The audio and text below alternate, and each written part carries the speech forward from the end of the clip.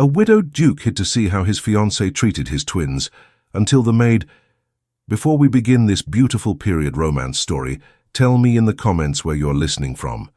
I love knowing where you're joining me from. The rain had finally stopped, but the sky over Weatherford Hall still looked heavy when the twins were carried in from their morning airing. "Your Grace," Nurse Ellen said, pausing at the study door. "Oliver is asking if he may see you before he takes his nap." Thomas Hargreaves looked up from the stack of estate accounts and saw 2 pairs of small boots dangling near the threshold. Oliver peered around the nurse's shoulder, cheeks flushed, hair undone. Behind him, Grace had her thumb in her mouth and clutched a worn cloth doll. Thomas set his pen down at once. "Come here, both of you," he said. They tumbled into the room with the serious clumsiness of 3-year-olds. Oliver marched straight to his father's chair and laid both hands on Thomas's knee as if making a formal appeal. "I saw a bird," he began. "It was smaller than Nurse, but bigger than Grace's doll. It had a chest that looked like Mama's red shawl in the picture." Grace nodded, eyes solemn. "It hopped." Thomas felt the familiar ache in his chest at the mention of their mother, but he smiled anyway. "A robin, most likely," he said. "And what did the robin say to you?" Oliver frowned. "It said nothing. It was rude." Grace giggled. "It hopped," she repeated, as if that explained everything. "You must not take it to heart," Thomas said. "Birds have poor manners." He drew them closer for a moment, breathing in the clean, sweet smell of damp wool and fresh air. Then Nurse Ellen cleared her throat softly. "They must rest now, Your Grace. Lady Margaret asked that they be brought to the nursery when they return. She wished to look in on them herself." Thomas hesitated. Duty waited in the figures on his desk. Expectation waited in every letter from London. Somewhere between the two stood his children, needing things he was not always sure he knew how to give. "Very well," he said. "Tell Lady Margaret I shall come up later, if I may." Nurse Ellen gave a respectful bob and led them out, Oliver looking back over his shoulder as if hoping his father might change his mind and follow at once. He did not. Instead, he watched the door close and forced his attention back to the accounts. Land values, grain prices, coal shortages, bills that had been easy enough to settle when his father lived, and the world seemed steady. Times had changed. Rail lines, factories, new enterprises that needed capital he no longer possessed in abundance. That was why the engagement had been wise. Everyone said so. Lady Margaret Ashford's handwriting lay on the corner of the desk, a delicate note he had received that morning. "I have already begun to think of the children," she had written. "We shall make them quite the model family, you and I. I am sure we shall suit one another very well." It was not a passionate declaration, but then he had not sought passion. He had sought order, respectability, and the restoration of some security to lands that had been in his family for centuries. Margaret's father brought more than a generous dowry. He brought investments, trade connections, a network that could save Weatherford from slow decay. "And a mother for the twins," he murmured, closing the ledger. "That is no small thing." He pushed back his chair and walked to the window. From there he could see only the west lawn and the line of trees. Somewhere above, in the nursery, his children were with the woman who would soon become their stepmother. He tried to be grateful. He tried to imagine them gathered together at table, Margaret presiding with calm grace, Grace watching her, Oliver repeating her words, imitating her manner. Perhaps it would be good. Perhaps it would heal in some measured way the wound his home had carried for 3 years. Yet an unease stirred under his ribs, something he could not name. He shook it off and rang for his valet. There were letters that required his answer. A duke did not indulge in vague misgivings. He made decisions and stood by them. Upstairs, 3 corridors away, a maid carried a tray toward the nursery and wondered if it was her place to ask questions. Emily Carter kept her hand steady as she climbed the last of the stairs. The tray was not heavy, only 2 small bowls of broth, a slice of bread cut into careful squares and a jug of milk. But she had learned early in service that a clatter at the wrong moment could set the whole household on edge. She paused at the corner and drew a breath. The door to the nursery stood partially open. She heard nothing inside. "Broth for the little ones," she whispered, as much to herself as to the silent air. "At least they shall not sleep on empty stomachs now." Mrs. Harding, the housekeeper, had frowned when Emily asked if the children were to have their usual mid-morning meal. "Lady Margaret has taken a particular interest," Mrs. Harding had said. She sent word that the children are not to be fed without consulting her. Something about their digestion and proper discipline. You will do as you are told, Emily. Yes, ma'am, Emily had replied. Then she had gone straight to the kitchens the first moment Lady Margaret was called elsewhere, and persuaded the scullery maid to prepare the broth anyway. They are little, she had said, reaching for the bowls herself. Little ones need regular meals, no matter who is soon to be Duchess. Now she nudged the nursery door with her foot and stepped inside. Oliver and Grace sat on the floor, near the small table by the window. Oliver's knees were drawn up, his chin resting on them. Grace held her doll so tightly, it looked in danger of losing its remaining stuffing. They both looked up when Emily entered, but there was no sparkle of mischief in their eyes, only a sort of cautious hope. "There you are," Emily said, lowering the tray to the table.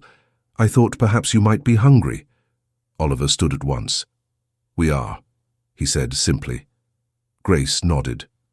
"Hungry," she repeated. "Did you not eat earlier?" Emily asked, surprised. "Surely Nurse brought you something." "Nurse went away," Oliver replied. "Lady Margaret said she wished to be alone with us. She told Mrs. Harding we had already eaten, but we did not eat." He spoke with the gravity of a much older child, as if he had weighed the matter and found it wanting. Emily's stomach tightened. "Well," she said quietly, "you shall eat now." She ladled broth into the bowls and placed one in front of each child. Their spoons trembled a little from haste. She did not scold. The room was neat, toys in their places, curtains drawn to let in the pale afternoon light. Nothing looked wrong, but something felt wrong. The hush, the way the children glanced at the door between each mouthful. "Has Lady Margaret been here much today?" Emily asked, keeping her tone light. Oliver's spoon stopped midway to his mouth. "She said we must learn to sit still," he said. "She said we are too noisy. She does not like when Grace sings." "I was not loud," Grace whispered. "Only a little song. For the doll." Emily's hands tightened on the edge of the table. She had met Lady Margaret only a few times since the lady arrived almost a fortnight ago. The future Duchess was always perfectly dressed, perfectly polite, perfectly composed. She smiled at the twins when others were present and praised their fairness, their fine manners. She had never appeared cruel, but neither had she seemed truly interested in them, beyond what was proper to be observed. "Perhaps she is simply not used to children," Emily said. "Give her time." Grace nodded as if that made sense, but Oliver only bent his head and finished his broth with diligent determination. Later, when the tray was empty and she carried it back down the corridor, Emily told herself she had probably misunderstood. Perhaps Nurse had simply been called away at the wrong moment. Perhaps the kitchen had delayed the earlier meal. Perhaps. But unease settled in her chest and remained there all through the afternoon's work. 2 days later, she stood again in the kitchen, watching as a footman lifted a laden tray off the table. "For the nursery?" she asked, seeing the small plates and cups of milk. He shook his head. "No, Lady Margaret sent word the children have already been served, and that she wishes to take tea with His Grace alone today. This is for the drawing room." "But I just came from above," Emily said slowly. "Nurse told me she was waiting for the kitchen signal before setting the table. She said, 'Emily,'" Mrs. Harding's voice cut through the clatter, "you will not question orders that come from Lady Margaret. The household must adjust to her wishes. She shall soon be Duchess here." Emily bit back her reply. "Yes, Mrs. Harding." Later that day she passed the nursery again. The door was closed. From inside came a small, thin sobbing. She hesitated. It was not her place to intrude when the future Duchess was with the children. She pressed her hands against her apron, turned away, took 3 steps down the corridor. The sobbing did not stop. In the end, she did not knock. She simply stood there, heart beating too quickly until the sound faded. When the door finally opened, Lady Margaret stepped out, her expression perfectly calm, her gown unrumpled. "Ah," Margaret said, noticing Emily. "You are one of the upper maids, I believe." "Yes, my lady." "The children are resting," Margaret went on. "They can be quite excitable, but one must not indulge them. You will inform the staff that I am to approve any food sent up. We must avoid unnecessary sweets and idle snacking." Her tone was smooth, reasonable. It would have sounded entirely proper to anyone who had not stood outside the door, hearing little sobs. "Of course, my lady," Emily said, forcing the words past the dryness in her throat. Only when Margaret's footsteps faded did she dare glance into the nursery. The room was dim. Oliver sat on the edge of his little bed, staring at the floor. Grace lay curled under the blanket, eyes open and shining. The next morning, the pattern repeated. A meal not sent, a door closed, a command passed down through Mrs. Harding that unsettled her. "They are only 3, Emily whispered to herself as she polished the balustrade near the nursery stairs. "There is discipline and there is—" She did not finish the sentence. A maid did not make such judgments about her betters. Yet by the 4th day, when she found Oliver in a corner trying to quiet Grace's complaints of hunger by giving her his share of a single biscuit, something broke inside her careful obedience. "That is not enough for either of you," she said, kneeling. "Lady Margaret said we were naughty yesterday," Oliver answered. "She said we must not trouble the servants. She said it is better to feel empty than to be troublesome." Grace swallowed her half of the biscuit with obvious effort. "I am not troublesome," she whispered. Emily's eyes burned. "No, you are not." She went at once to the kitchen again, ignoring Mrs. Harding's disapproving look, and begged for a small pot of porridge. The cook grumbled but obliged. Emily carried it back up herself, hands steady only because she willed them to be. "Here," she said, setting the bowls on the table. "But you will eat." Grace looked nervously at the door. "If Lady Margaret come—" "You will tell her," Emily said with a bravery that surprised even herself, "that I insisted. You are not to be punished for another's doing." They ate quickly, casting anxious glances toward the corridor. No one came. Still, the unease grew. If she could see this much in her limited errands, what else did she not see? How many hours did the children spend behind that closed door without nurse, without food, without comfort? That night, lying awake on her narrow bed in the small room under the eaves, Emily stared at the ceiling and argued silently with herself. It may be nothing. You may be mistaken. Perhaps the children forget what they have had. Perhaps Lady Margaret has her own gentle method, and you are misreading what you hear. But she could not forget Oliver's solemn face when he said, "We did not eat." She could not forget Grace's thin whisper, "I am not troublesome." If she went to Mrs. Harding again, she would be told to hold her tongue. If she spoke to Nurse Ellen, she might only succeed in worrying the woman without giving her any power to act. There was only one person in the house whose authority could withstand Lady Margaret's. The thought terrified her. A maid did not write to a duke. A maid did not accuse his future duchess, even by implication, of neglecting his children.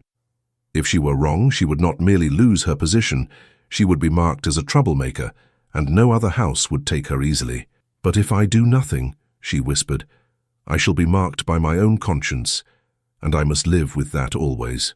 The rain began again outside, soft against the roof. In the dimness, the shape of the small table in the corner of her room seemed to stand out. She rose quietly, struck a match and lit the candle. Then she took the one piece of decent stationery she owned from the bottom of her trunk and sat down with the stub of a pencil. She stared at the blank page a long time. "Your Grace," she wrote at last, the letters careful, uneven. "Forgive a servant who may be overbold. I would not presume to speak if I were not much troubled." She did not embellish. She did not accuse Lady Margaret by name of deliberate cruelty. She simply set down what she had seen. Meals turned back, nurses dismissed, children left hungry, frightened by the sound of footsteps that should have brought comfort. She wrote of Oliver's grave attempt to shield his sister from hunger, of Grace's timid apology for existing. "My lord," she finished, "if I am mistaken, punish me as you see fit. But I beg you, look yourself to see how the children fare when you are absent. I will not sign my name, for I am a coward in this, yet I cannot lie to my own heart and say nothing." She hesitated over the last line, then added, "Please forgive me." The trembling in her hand grew worse as she folded the sheet. She did not seal it with wax. That seemed too grand, too presumptuous. Instead, she slipped it into a plain envelope she had taken from the writing table in the still-room and left it unmarked. In the morning, she rose before the household bell and waited in the passage near the study, letter pressed between her fingers. When the butler passed, she stepped forward. "Mr. Price," she said, keeping her voice low, "I found this under the door to the servants' entrance just now. It appears meant for His Grace." He took the envelope with a faint frown. "No direction," he said. "Strange." Perhaps the writer did not know how it should be addressed, she suggested, doing her best to look mildly curious rather than desperate. He shrugged and added it to the small stack of correspondence he carried. His Grace reads everything that comes, he said. He will know what to do with it. Emily retreated before her knees could fail her. Downstairs, Thomas accepted the morning's letters with the distant attention of a man who expects nothing but bills and formalities. He glanced through the familiar hands. His aunt, his solicitor, a member of Parliament. "What is this?" he asked, noticing the unmarked envelope. "Found at the servants' entrance, Your Grace," Mr. Price replied. "No direction. It may be nonsense, but custom requires I present it." Thomas opened it, expecting some petition for employment or aid. The first lines made him sit straighter. He read slowly, then more quickly, eyes moving back over certain sentences as if hoping they might change into something less disturbing. By the end, his hand had tightened on the paper until it creased. "Who brought this?" he asked, keeping his voice even. "Emily Carter, Your Grace." "One of the maids. She said she discovered it under the door." "Emily Carter," he repeated, tucking the letter into his inner pocket. "Thank you, Price. That will be all for now." When the butler left, Thomas stood in the middle of his study, the quiet tick of the clock suddenly unbearable. It could be a cruel jest. It could be some servant's spite against a mistress who would bring new order to the household. It could be nonsense entirely. Yet the letter had not sounded like nonsense. The language was simple, hesitant, marked by the spelling and hand of someone not accustomed to writing. There had been no florid accusations, no demand for reward. Only the plain, painful description of small, ordinary wrongs. "My lord, I beg you, look yourself." He might have put it aside and chosen to believe in Margaret's composure. He might have confronted her directly, demanded an explanation, and accepted whatever cool reply she offered. He found he could not. Instead, he waited until after luncheon, when Lady Margaret excused herself to write letters, and Nurse Ellen was told by Mrs. Harding that Lady Margaret wished to have the children to herself for the afternoon. The information reached him by chance, in an offhand remark from his aunt. "Margaret is with the twins," Lady Agatha said. "It is very good of her to take such early interest, Thomas. Not every young woman would." "No," he said quietly. "Not every young woman would." He left his aunt in the drawing-room, walked up the stairs and turned down the corridor toward the nursery, with a determination that surprised him. His own footsteps sounded too loud. He slowed, listening. No laughter, no chatter. Only, faintly, the rustle of movement from within. He opened the nursery door just a crack and saw that the room was empty. The twins' beds were neatly made. Toys were arranged in tidy rows on the shelves. The children themselves were nowhere in sight. "Nurse?" he called softly. No answer. A moment later he heard a small muffled sound and realized it came from the adjoining room, a closet used for linens and the children's clothes. He crossed the room quickly and put his hand on the knob. It resisted slightly, as if something were pressed against it. When he eased it open, two small faces looked up at him, eyes wide. "Papa," Oliver whispered. "Why are you in here?" Thomas asked, crouching at once. "Lady Margaret said we must be quiet," Oliver replied. "She said we disturb her when we play. She said we must sit here until we can behave." Grace blinked hard. "It is dark," she said. "I do not like the dark." Thomas swallowed. "How long have you been here?" Oliver shook his head uncertainly. "Many minutes." Thomas lifted them both out of the closet, his throat tight. He wanted to gather them into his arms and take them downstairs, away from this room, away from any door that could be closed between them and light. Instead, he set them on the floor, brushed their hair back gently, and forced his voice to remain calm. "Where is Nurse Ellen?" "She went away," Grace said. "Lady Margaret said she wanted no one else. She said she would make us good." The letter burned against his chest. "Listen to me," he said quietly. "I need you both to be very brave for a little while longer. Can you do that?" Oliver nodded at once. Grace nodded because he did. "I am going to step in here," Thomas said, indicating the closet. "You will leave the door just so, do you see? A little open. If anyone comes, you will not say anything about my being there. You will simply do as you always do. Can you do that?" Oliver's eyes widened. "Is this a game?" "Yes," Thomas said. "It is a game where Papa must listen very carefully. But I will be right here." Grace clutched his sleeve. "Will you be cross if we cry?" His heart nearly failed him. "No," he said. "I will not be cross." He kissed the tops of their heads, quick, impulsive, an old habit that had grown rare in his grief, and then stepped into the closet. The space was cramped, lined with shelves of folded blankets and little linen frocks. He left the door slightly ajar. Through the narrow crack, he could see a slice of the room. He heard the twins whisper to each other. "Do we sit?" Grace asked. "Yes," Oliver said. "We must be good. Papa said we must be brave." Time passed in slow drops. The air in the closet was warm, smelling of soap and wood. Thomas heard his own heartbeat, then the small shifting of the children as they sat. After a while, Grace whimpered. "I am hungry," she said. "My tummy feels empty." "Mine too," Oliver answered. Thomas pressed his hand against the door to keep from pushing it open. He did not know how long it had been since they last ate. He only knew it had been long enough that a stranger, a maid, had felt compelled to write him a desperate note. Footsteps sounded in the corridor. The nursery door opened. "What is this noise?" came Margaret's voice, cool and controlled. "I told you both to be quiet. Must I always repeat myself?" From the crack, Thomas saw her skirt first, then her figure as she crossed the room. Her face was composed, but there was a tightness around her mouth he had not seen before. "We are hungry," Grace whispered. "Hunger is sometimes useful," Margaret replied. "It teaches little ones not to be greedy. Your father indulges you. I shall not." Grace's shoulders trembled. From inside the closet, Thomas closed his eyes for a heartbeat, then opened them again, watching. At that exact moment, another set of footsteps approached the open nursery door, and Emily stepped over the threshold. Emily stopped just inside the doorway, the small jug of milk in her hand. She took in the scene at once, the twins on the floor, faces pale and anxious, Lady Margaret standing over them, back straight, expression cool, the untouched plates on the sideboard set neatly aside as if they did not matter. "I beg your pardon, my lady," Emily said, her voice steadier than she felt. "I was asked to bring milk for the children." Margaret turned, annoyance flashing in her eyes before she smoothed it away. "You were mistaken," she replied. "I gave no such order. The children are quite well." Oliver looked from Margaret to Emily. "We are hungry," he said. Grace nodded. "My tummy hurts." Margaret's jaw tightened. "You see what you have done," she said to Emily. "You encourage them to complain. It is most improper." Emily set the jug on the table with care. "With respect, my lady, they have not eaten since early morning. It is past 3 o'clock. They are not complaining. They are simply hungry." "That is none of your concern," Margaret answered. "You forget your place.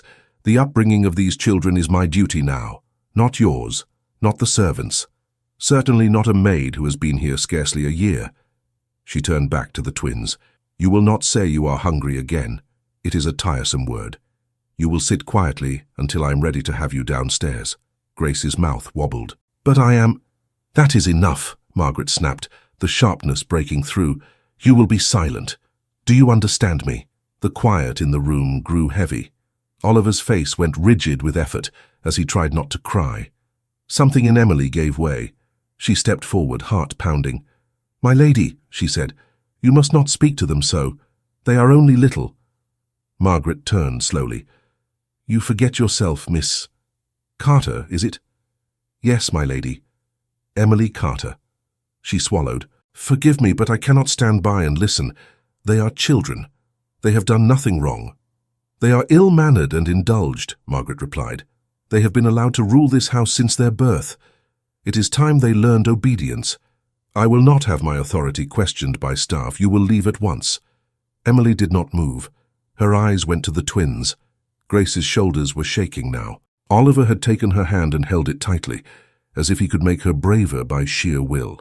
"My lady," Emily said again, voice low but firm, "if you wish to correct me later, you may, but I will not leave them frightened and hungry because it pleases you to hear silence." Margaret stared at her, astonished. "How dare you speak so to me?" she demanded. "You will regret this. I shall speak to Mrs. Harding, and you will be gone from this house by evening." She stepped closer, her skirts brushing the edge of the little table. Emily did something she had never done to any superior in all her years of service. She reached out and took hold of Margaret's forearm. It was not a rough grip, but it was firm enough to stop her. "My lady," she said quietly, "please, Do not say another word that will frighten them. You may dismiss me.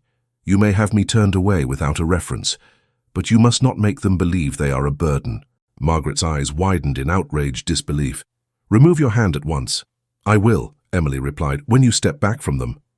For a moment, everything froze. The future Duchess with anger flushing her cheeks, the maid with her hand on silk sleeve, the two small children clinging to each other on the floor. From the closet, Thomas watched, his own breath caught in his throat. "Unhand me," Margaret said. "You are forgetting not only your place, but your senses. I shall have you punished for this insolence. The Duke will hear of it." "I should like nothing better," Emily answered, "for then perhaps he will hear the rest as well." Margaret's lips parted. "The rest?" "The trays sent back untouched," Emily said. "The nurse dismissed. The hours they spend shut up in that small dark space, the way they flinch when they hear your step. He may wish to hear of that too." "You little fool," Margaret whispered. "I think anyone will take your word over mine. I am Lady Margaret Ashford. You are a nothing who wipes dust from chair legs." "I am someone who sees what is in front of her," Emily replied. "And I have already told His Grace." She had not meant to reveal it. The words burst out before she could stop them. Margaret's eyes narrowed. "Told him? How?" "A letter," Emily said, her fingers tightening despite herself. "He may choose not to believe it, but I have done my part." "You impudent, interfering—" "Enough!" The single word stopped them both. Margaret stiffened. Emily released her arm at once and stepped back, her heart thudding so hard she thought she might be ill. Thomas stepped out of the closet into the light. Grace let out a small cry. "Papa!" Oliver scrambled to his feet. "We were brave," he said quickly. "We did not tell." Thomas's expression was unlike anything Emily had seen before. There was anger in it, yes, but also something colder, heavier. His gaze went first to his children, then to Margaret, then to Emily. "What is the meaning of this?" Margaret demanded, recovering herself with effort. "Thomas, what are you doing in that closet?" "This is most irregular." "I might ask you the same," he said. "I heard enough from there to require explanation." Margaret drew herself up. "You have been spying on me?" "I have been observing how my children are treated in my absence," he replied. "There is a difference." She flushed. "You cannot take seriously anything that girl has said. She is clearly unstable. Did you see how she laid her hands on me? She has no respect for rank. I shall insist that she be turned out at once." "Be silent, Margaret," he said. The quiet authority in his voice made her mouth close with an audible click. Thomas turned to Emily. "Miss Carter," he said, "you claimed you had already told me of these matters. By letter, I presume." "Yes, Your Grace," she answered, hands clasped before her to keep them from shaking. "I left it with Mr. Price this morning. I did not sign my name, for I feared—" "You feared consequences," he finished. "Understandable. You have them now, regardless." Her cheeks warmed. "Yes, Your Grace." Margaret gave a brittle laugh. "You see? She admits to sneaking anonymous accusations into your study. There is nothing more to discuss. Such behavior cannot be tolerated in any respectable house." He ignored her. "Miss Carter," he said, eyes still on Emily, "for how long have you observed what you described in your letter?" She hesitated, then decided there was nothing left to lose. "For several days, Your Grace," she said, "perhaps longer. At first I thought I must be mistaken. Trays do go astray, messages are misplaced, but I saw the pattern. When Your Grace is at table with Lady Margaret or away on estate business, meals for the children are delayed or turned back. The nurse is dismissed. The children are kept quiet by being shut into the linen closet." Oliver tugged at his father's sleeve. "We are not naughty all the time," he said in a small voice. "Sometimes we try to be very good." Grace added, "We whisper, so she will not say we are loud." Thomas's hand went to his son's shoulder. He turned his head toward Margaret. "Is this true?" he asked. She smiled, thin and controlled. "Thomas, you cannot be serious. You are taking the side of a servant and two little children who do not understand discipline over a woman who will soon be your wife." "I asked a question," he said. "And I answered," she replied. "No, it is not true as she presents it. The children are in need of firmer guidance. They have no mother. They have been overindulged. It is natural that they resist new rules. As for the meals, I merely wish to regulate the times. They are constantly being offered food. It is not healthy. Are they constantly being offered food? He asked quietly. Oliver, Grace? Oliver shook his head. Sometimes nurse brings plates, but Lady Margaret sends them away. Thomas's gaze did not leave Margaret's face. And the closet? Her composure wavered for the first time. I asked them to sit there once or twice when they shrieked and stamped their feet. It is not a prison, Thomas. You exaggerate. They were never there long, Grace whispered. It is dark. He drew a breath. You consider it proper to shut frightened children into a dark closet for discipline? You would rather they run wild, Margaret countered. You are blinded by your affection. Grief has made you weak where they are concerned. I was trying to help, to bring order. And starving them, he asked. Is that order? I have never starved anyone, she said. Do not use such words. I simply withheld a treat when they misbehaved. Any mother would do the same. This absurd maid has twisted the truth out of all proportion. Emily flinched. If I have exaggerated, Your Grace, she said softly, then I beg your pardon. I only know what I have seen. Yesterday the children had only a single biscuit between them in the afternoon. Today they had nothing until I brought the milk that Lady Margaret would not allow. Enough, Margaret said. I will not stand here and be slandered by someone who scrubs floors. She turned to Thomas once more, her gaze imploring. Send her down to the servants' hall and leave this to me. We shall laugh about it later. It is ridiculous. He did not laugh. Oliver, Grace, he said instead, still looking at Margaret. When did you last feel as you do now? Hungry and empty, as Grace said. Oliver frowned, thinking hard. Many times, he said at last. Whenever you go away to talk with the other grown-ups, Lady Margaret says it is our fault, that we should not ask. Grace pressed her face against his leg. I do not like when she smiles, she murmured. It does not feel kind. The silence that followed was almost unbearable. I heard you, Margaret, Thomas said finally. I heard you telling my children that hunger is useful, that you will not indulge them, that they disturb you. I heard you insist on silence when they tried to tell you they were in need. Those were your own words, not Miss Carter's. She paled. You twist everything. I repeat, he said. I cannot trust any woman who can speak in such a way to a hungry child, least of all mine. Margaret drew herself up in affronted dignity. Then what do you intend to do? Break our engagement over the complaints of a maid? I intend, he said, to protect my children. He turned to Emily. Miss Carter, please take Oliver and Grace to Nurse Ellen. Ask her to see they are properly fed and allowed to play in the schoolroom for the rest of the afternoon. Emily's heart raced. Yes, Your Grace. Papa, Grace whispered, clinging to his hand. Will you come too?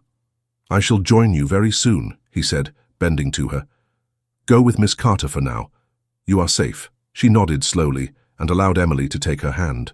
Oliver followed, watching his father with searching eyes.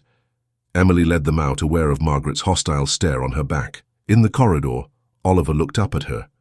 Is Papa cross? He asked. He is concerned, she said. Sometimes grown-ups look cross when they are worried. Will he send Lady Margaret away? Grace asked, voice very small. Emily paused. I do not know, she admitted, but he heard you. That matters. She delivered them to Nurse Ellen, whose face changed from confusion to quiet outrage, as Emily, with careful words, explained that His Grace had requested the children be given a proper meal. Nurse Ellen nodded without questions. She sat the twins at the small table and began to cut thick slices of bread. Eat, little loves, she said. Whatever is happening, you will not go hungry while I breathe. Leaving them there was the hardest thing Emily had done in some time, but she knew she could not linger. She had been bold in the nursery. Too bold. Now she must face whatever that boldness would cost. Back upstairs, behind the closed door of the study, Thomas stood facing Margaret. She spoke first. This entire scene has been theatrical and absurd, she said, her hands clenched in front of her. You have allowed a servant to lay hands on me, to contradict me, to accuse me in front of the children. You have humiliated me. You humiliated yourself, he replied, when you treated my children as inconveniences to be managed rather than souls to be cherished. Oh, spare me your tender sentiments, she retorted. You barely spend time with them. They are raised by nurses and maids. I was trying to introduce some structure. A future duchess must command the nursery as well as the drawing room, but if you prefer chaos and indulgence, by all means continue as you are. You mistake vigilance for indulgence, he said. I have failed them by being absent. That much is true. I shall not fail them further by giving them a stepmother who uses hunger and fear as tools. She stared at him, disbelief giving way to a flash of alarm. Surely you do not mean— I mean, he said slowly, that this engagement cannot stand. You will not dare, she whispered. I will, he answered. I cannot marry a woman I cannot trust with my children. I will not. You owe my father everything, she said. His investments keep your estates from collapse. Without him, your precious Weatherford will crumble. He stiffened. I owe your father exactly what our agreements state, nothing more. There was never a condition that I must turn a blind eye to cruelty. This is not cruelty, she insisted. This is discipline. You throw the word around as if you knew what real cruelty is. You are blinded by grief and guilt over your poor dead wife. You cannot see what is best for these children. You are correct in one respect, he said. My grief is a great weight, but it has not blinded me to what I saw and heard with my own eyes and ears. Think, Thomas, she pressed, a note of desperation creeping in. Break this engagement and you destroy more than my reputation. You destroy your own. You invite scandal. You encourage gossip that you are unstable, that you are ruled by servants and childish whims. No one will invest in a man so erratic. So be it, he said quietly. I would rather endure scandal than raise my children under the rule of a woman who sees them as obstacles. You do not mean this, she said. So you are angry now, but you will regret— I have signed nothing I cannot lawfully withdraw from, he interrupted. The betrothal will be broken. I shall write to your father today. She stared at him, colour draining from her face. You are throwing away your salvation, she said, each word measured. Do you believe your title alone will protect you when creditors begin to whisper? When Parliament hears that the Duke of Weatherford jilted a lady over the word of a maid? I believe my conscience will allow me to sleep, he replied. She gave a short, harsh laugh. Then keep your conscience. You will need it when your lands are sold off piece by piece. I am sure it will comfort you. He did not answer. He walked to the door and opened it. Good day, Lady Margaret, he said. Mr. Price will see to your transport. You may remain here until tomorrow morning to make your arrangements. After that, I must insist you leave Weatherford Hall. She did not move at first. Then she passed him with a stiff little nod. At least, she said in the doorway, have the honesty to tell people the truth when they ask why you dismissed me. Tell them you chose a maid's tale over your own future. I shall tell them, he answered, that I chose my children. Their eyes met for a final moment. There was no softness in hers, only a glittering promise of retribution. You will regret this more than you can imagine, she said.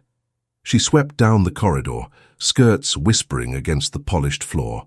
Word spread through the house faster than any official announcement could have.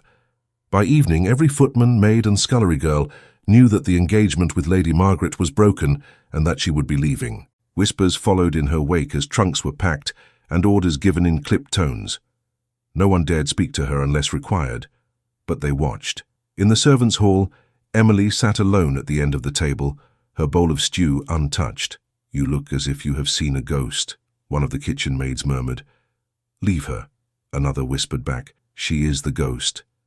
They say it was her word that sent Lady Margaret off. Emily pretended she did not hear. Her hands were folded tightly in her lap. She had not been summoned. She had not been praised or rebuked. That silence frightened her more than shouting would have. Mrs. Harding approached her as the others drifted away. Miss Carter, she said, her mouth set in a firm line. A word. Emily rose at once. Yes, Mrs. Harding. They stepped into the passage. You have placed this household in a difficult position, Mrs. Harding said. Lady Margaret was to be our mistress. Whatever has passed, she is still a lady. You contradicted her in front of the children. You laid hands on her. Emily dropped her gaze. I know, ma'am. The Duke may have acted on your information today, Mrs. Harding went on, but do not make the mistake of thinking you are safe. Gentlemen often change their minds when the first anger cools. They remember their interests. They forget who first stirred them. I understand, Emily said quietly. I am not saying you did wrong in speaking up for the children, the housekeeper added softer. I am saying that right and safe are not the same thing. I would not be surprised if we are instructed to find you a place elsewhere, once this storm has passed. If that is his Grace's wish, Emily replied, I will go. Mrs. Harding sighed. For what it is worth, those little ones are fond of you. That will count for something. Now go. You have duties. Emily curtsied and returned to her work, but her thoughts turned in circles. She had imagined dismissal even without a reference. She had not imagined something worse in its own way, staying long enough to see the children freed from one danger, only to be removed from their lives by another kind of necessity. That night, as darkness settled around the vast house, Margaret's carriage stood ready in the courtyard. Trunks were piled, servants waiting to close the doors. Thomas did not go down to see her off. He had written a letter to Lord Ashford and sent it ahead by fast rider. There was nothing more to say to Margaret herself. From an upstairs window, Oliver and Grace watched the carriage lamps glow. Is she going? Grace asked. Yes, Oliver said. Miss Emily said so. Will she come back? Grace murmured.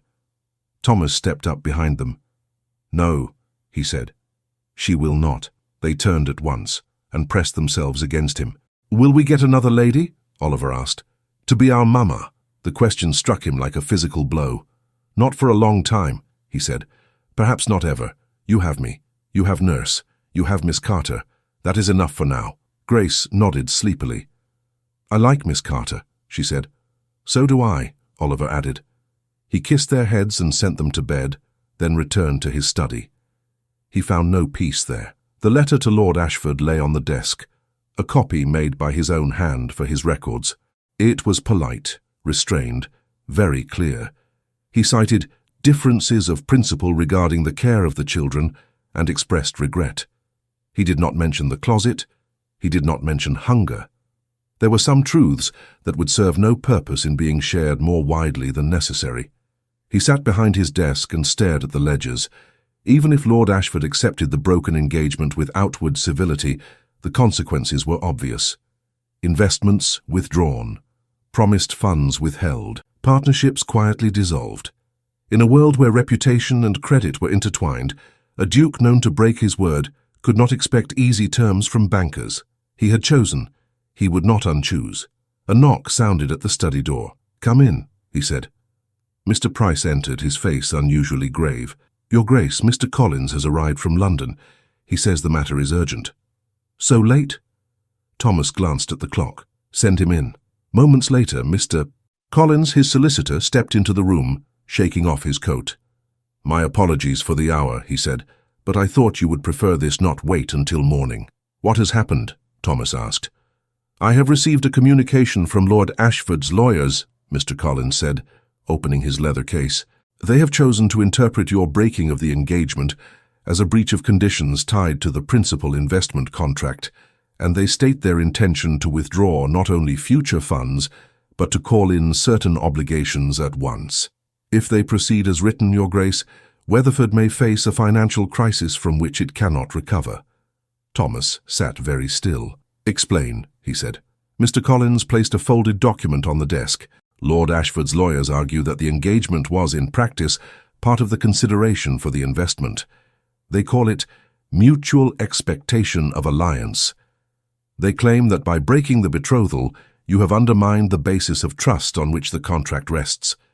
That was never written, Thomas said. Our agreement concerned funds and percentages, not marriage vows. True, Collins replied, but they have worded it cleverly. They say that while the betrothal was not expressly stated, it formed an essential understanding. It is not entirely sound in law, but it can be made very uncomfortable in practice. How uncomfortable? Thomas asked. If they withdraw at once, Collins said, you will lose a substantial line of credit. You will have to repay certain notes within months instead of years. We can negotiate for time, but if they are determined to make an example of you, they can spread word among other investors that you are an unreliable partner. That will tighten every purse in London. Thomas rubbed his temples. In plain words, Collins. In plain words, the solicitor said, if they follow through, Your Grace, and if others follow their lead, you may be forced to sell land, cut staff, delay repairs, perhaps even part with some of the inherited pieces in town. Weatherford itself will not vanish, but it will not look as it does now. Will it keep food in my tenants' mouths? Thomas asked. Yes, Collins said slowly, if you choose wisely. But your own comfort, your position in society, your influence, those would suffer. Thomas sat back. I see. I am not here to tell you what to do with your children, Collins added, almost apologetically. I am here to tell you what your decision costs. Lord Ashford thinks I will crawl back, Thomas said. Collins hesitated. I suspect he believes that when you fully grasp the consequences, you may wish to mend the engagement. His letter ends with a line about hoping you will reconsider in light of your obligations to your house and your people. Does he mention his obligations to mine? Thomas asked. Any mention of his daughter's conduct? No, Your Grace, Collins replied. Only wounded dignity and legal threats.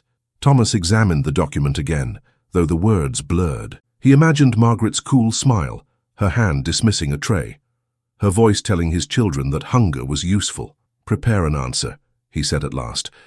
State that I regret any financial inconvenience, but that I will not reinstate the engagement. Ask for a reasonable schedule for repayment. We will sell what must be sold. Collins blinked. Your Grace, I must urge caution. There may be a way to delay, to soften. The longer I delay, Thomas said, the more time Lord Ashford has to whisper that I am seeking to wriggle out of my obligations.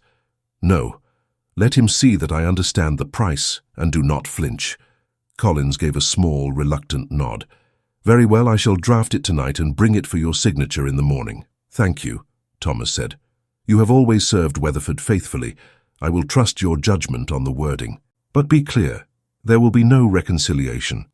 When Collins had gone, the house felt eerily quiet. In the distance, a clock struck the hour. Thomas leaned his elbows on the desk and let his head fall into his hands for a moment.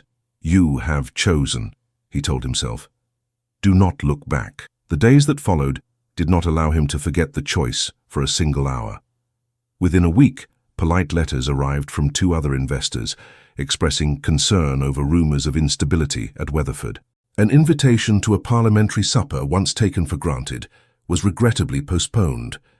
A London newspaper printed a small, sly piece about a northern duke who dismissed his bride-to-be in a fit of domestic sentimentality, hinting that financial institutions might wish to take heed. Lady Agatha marched into his study, newspaper in hand. Domestic sentimentality, she cried. They mean you. Everyone knows they mean you. Do you see what your impulsiveness has done? Thomas took the paper, skimmed the paragraph and set it down. I see a writer who cannot name his subject, and therefore wields his pen behind a veil, he said. I have endured worse. You have not endured the ton laughing at you behind their fans, she said, and they will. They will say you cast off a suitable bride because a pretty maid whimpered about the children's supper. His gaze sharpened. Is that what they say? Oh, they do not say it to me, Lady Agatha replied. I am your aunt, they are polite, but I hear enough. Lord Ashford's circle is very busy telling everyone that Margaret is the injured party. Do they mention closets? He asked. Do they mention plates sent away and tears in the dark? No, of course not, she said impatiently. Do not be naive. They speak of a young lady devoted to her future stepchildren, suddenly thrown aside by a duke who cannot control his staff. Then, Thomas said, we must bear it. She stared at him. That is all you have to say. For now, he answered. Unless you would have me lie. I would have you save this house, she said. Your father did not toil all his life so that you might throw Weatherford into the fire to prove a point about bread and biscuits. My father taught me that Weatherford stands for something, he replied. If it stands only for profit at the expense of the powerless, it is not worth saving. Lady Agatha pressed her lips together. And what of the maid? The one whose letter began all this. Will you keep her here as a reminder? He knew what she was truly asking. Her name is Emily Carter, he said. And yes, I will not punish her for telling me the truth. His aunt exhaled sharply. You may not intend to punish her, but she will suffer all the same. Do you not see how they speak of her already? They say she has your favor. They say she bewitched you, fed you stories until you threw away a good match. It is wicked nonsense, but people adore wicked nonsense. Then they have poor taste, he said dryly. This is not a jest, she insisted. If you are not careful, Thomas, they will make it impossible for that girl to walk through a room without whispers. They will ruin her name. If you truly care for her welfare, You will find her a place in another house, somewhere far from this scandal." He looked away, out the window, where the grounds stretched green and familiar. "You ask me to send away the woman who stood between my children and fear," he said. "I will not do it." "You will if you think clearly," Lady Agatha answered. "You cannot marry her. You must not even appear to show her special regard. The kindest thing would be to give her a generous reference and see her settled under a mistress whose household is quieter than this." He did not answer at once. "I will consider what is kind," he said finally, "but I will not act out of fear of gossip. Not again." Lady Agatha's eyes searched his face. "You are more your mother's son than your father's," she said softly. She always favored heart over calculation. "I count that as no insult," he replied. She shook her head. "It may comfort you. It does not comfort your creditors." When she had gone, the silence returned heavier than before. In that silence, on another floor, Emily moved through the nursery with quiet efficiency, trying not to hear her own name spoken in whispers. "Did you hear?" one of the lower maids had said that morning. "They say the Duke broke with Lady Margaret because of Miss Carter." "Nonsense," another replied. "Why would a duke listen to a maid?" "Because she told him something he did not like," the first said. "Or because he likes hearing her speak. You know how these stories go." Emily had turned away before they could see the colour rising in her cheeks. Now she knelt by the toy chest while Oliver and Grace scattered wooden soldiers and rag dolls across the carpet. "Do they still talk about Lady Margaret?" Oliver asked suddenly. Children always heard more than adults wished. "Some do," Emily said, folding a little jacket. "But talk is only talk. It cannot touch you." "Will she come back?" Grace asked, placing her doll carefully in a row. "No," Emily said gently. "Your father has sent her away for good." "Because she put us in the closet?" Oliver asked. "Because he heard you were unhappy," she answered. "And because he saw for himself." Grace sat back. "I still do not like the closet," she said. "But when we were there, I pretended I was in a little boat and the dark was the sea. Oliver said he would row." Oliver nodded vigorously. "I did." Emily smiled despite herself. "Then you were very brave sailors. Would you come in the boat with us?" Grace asked. "No," Oliver said quickly. "Miss Carter should not be in the dark. She must stay by the light." Emily looked at him, startled by the earnestness in his face. "I hope," she said, "that there will be no more dark boats for either of you." They played for a while, building a fort from cushions.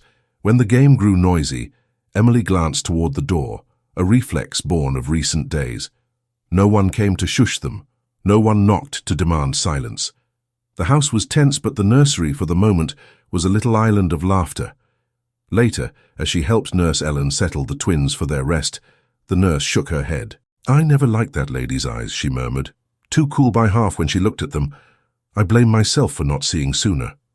"If Miss Carter had not spoken—" Emily flushed. "I only did what anyone would have done," she said. "Do not lie so boldly," Nurse Ellen replied, though her tone was kind. "I have worked in houses where plenty saw, and no one spoke. You are a rare one, Emily.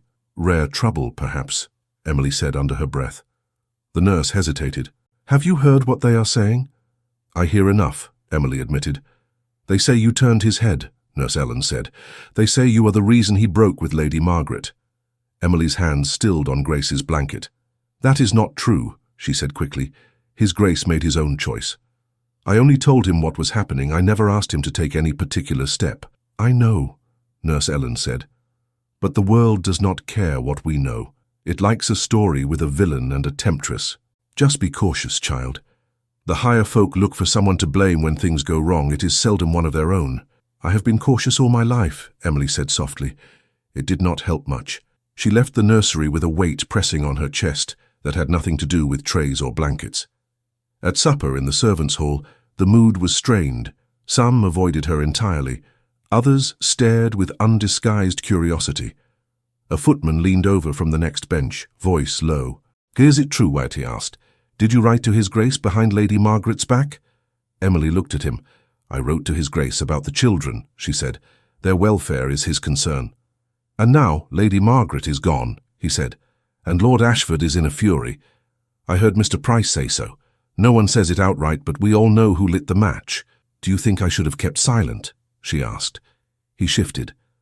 "I think I am glad it was not my hand," he muttered, and went back to his stew. Later that evening, word reached her that Mr. Collins had left. The house settled into uneasy quiet. The next day, Lady Agatha summoned the housekeeper. Emily did not see their conversation, but she felt its echoes. Mrs. Harding called her to the housekeeper's room after noon. "Sit down, Miss Carter," Mrs. Harding said, folding her hands on the desk. "There is a matter we must discuss." Emily obeyed, perching on the edge of the chair as if it might vanish. "You are aware," Mrs. Harding began, "that His Grace's decision regarding Lady Margaret has caused difficulties." "Yes, ma'am," Emily said. "I am sorry for any trouble." "Sorry does not untangle accounts or silence gossip," the housekeeper replied, though not unkindly. "I have spoken with Lady Agatha. She is very concerned that people in town and beyond will connect your name with this scandal." Emily's mouth felt dry. "I have done nothing wrong, ma'am." "In the eyes of heaven, perhaps not," Mrs. Harding said. "In the eyes of society, you are a maid who helped overturn an engagement. That is enough." Emily stared at her hands. "If it would help the house, I can keep to the upper floors. I need not be seen." Mrs. Harding shook her head. "The problem is not where you walk. The problem is what they imagine in their minds.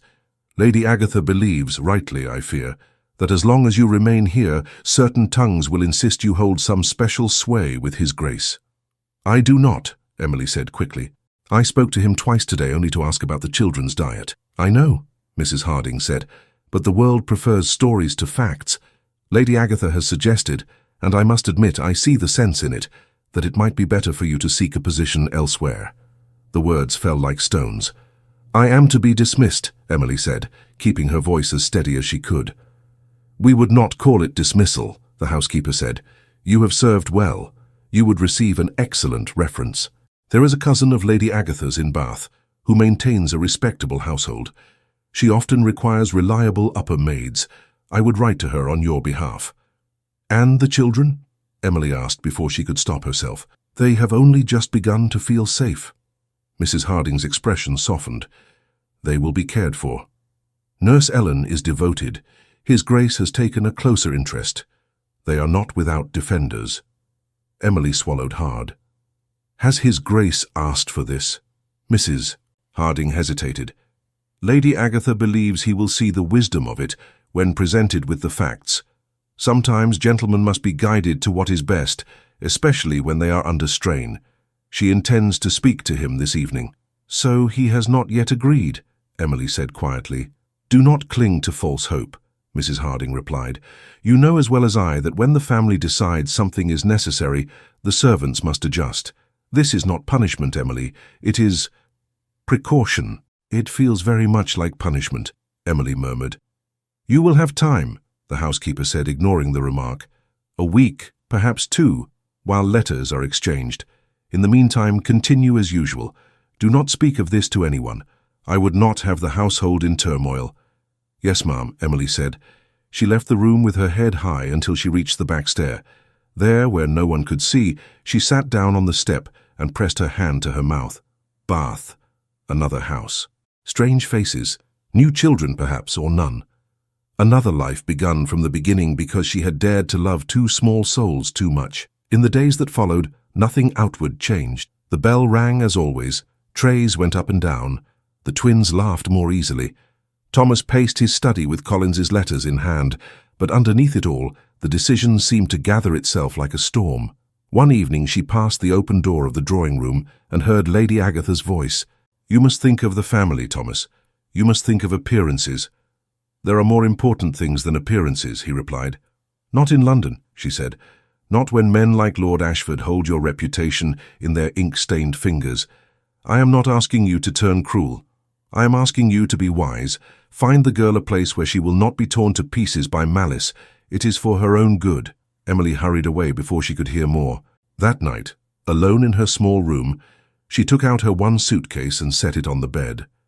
It was scuffed at the corners, a relic from the place she had served before coming to Weatherford. She opened it and stared at the neat stack of folded linen inside. "I will not cry," she told herself. "I chose this. I wrote the letter. I knew there would be a cost." She placed her spare dress inside, then her shawl, then the little book of hymns her mother had given her before she died. Her hands shook only once, when she picked up the small cotton handkerchief Grace had unthinkingly stuffed into her apron pocket 2 weeks earlier. She had washed it and kept it, meaning to return it, and always forgetting. She pressed it briefly to her cheek, then laid it atop the folded clothes. A soft knock sounded at her door. She froze. Mrs. Harding, perhaps, come to tell her the arrangements were settled. Or another maid, eager for gossip.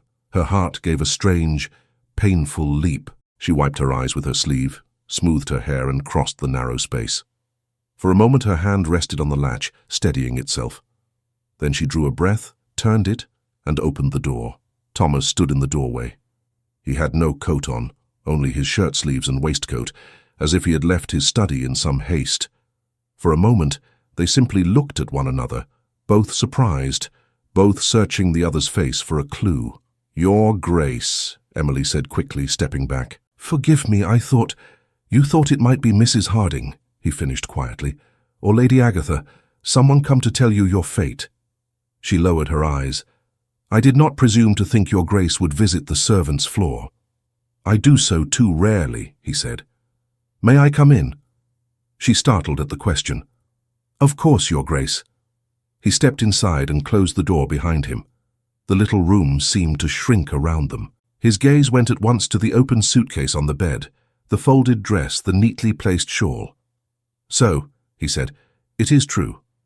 Emily clasped her hands to keep from grabbing the case and shoving it out of sight. "Mrs. Harding spoke to me," she said. "She explained that my presence causes difficulty. I do not blame her, I understand." "What do you understand?" he asked. "That people talk," she said. "That Lady Agatha is worried for the family's name. That some think I have had undue influence in your decisions. That as long as I remain here, the gossip will not cease. It is better if I remove the cause of it."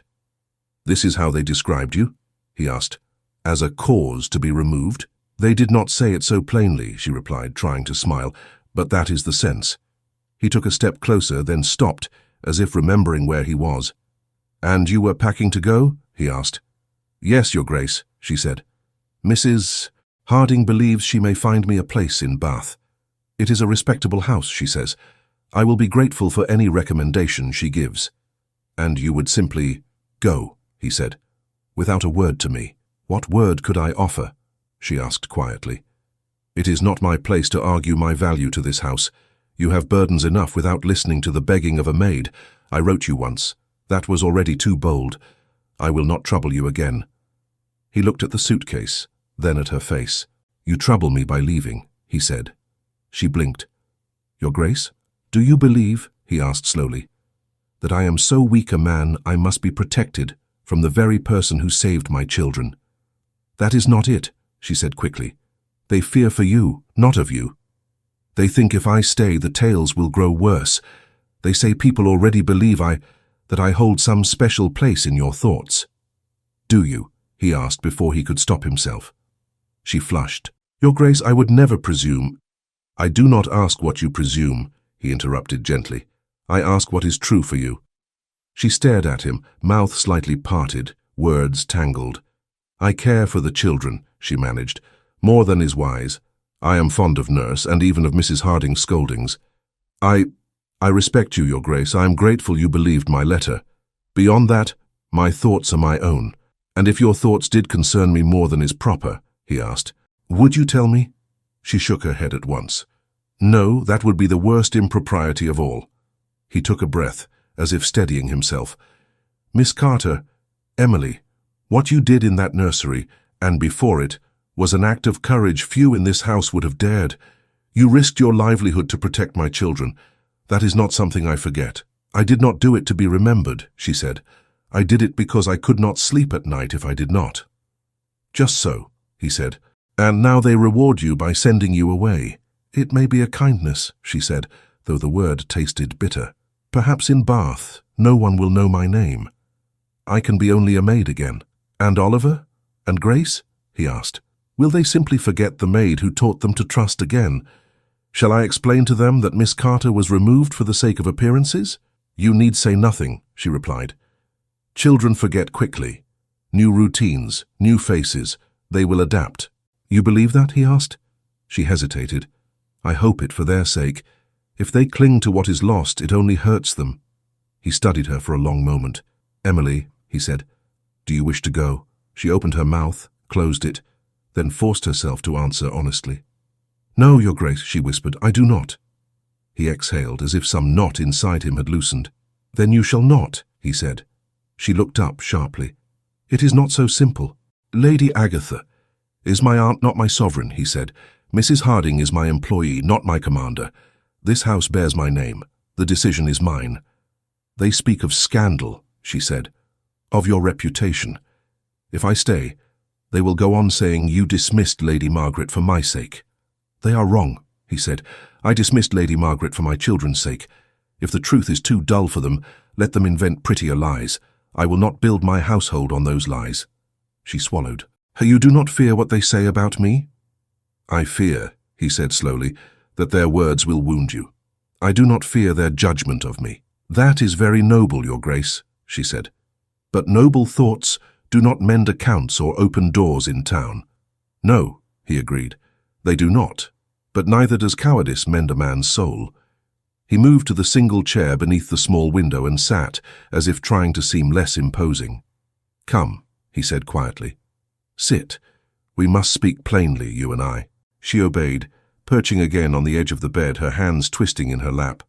I have spent weeks, he began, trying to balance ledgers that do not wish to be balanced. Lord Ashford has chosen to weaponize our broken engagement. My name in certain circles is not what it was. That is all true. I am sorry, she said. I did not mean to bring such trouble. I only meant to— You meant to feed hungry children and bring them into the light, he said. If trouble follows that, the fault is not yours. She lowered her eyes. Still, I am the easiest thing to move. Send me away and at least one piece of the gossip dies. Does it? He asked. If I send you away, they will say it is an admission of guilt. They will say I kept you until I had no further use for you. They will not think of your feelings. They will only twist the story to amuse themselves. Perhaps, she admitted, but you would be less exposed. That matters more. It does not, he said simply. Not to me. The room was quiet for a moment. He leaned forward, elbows on his knees.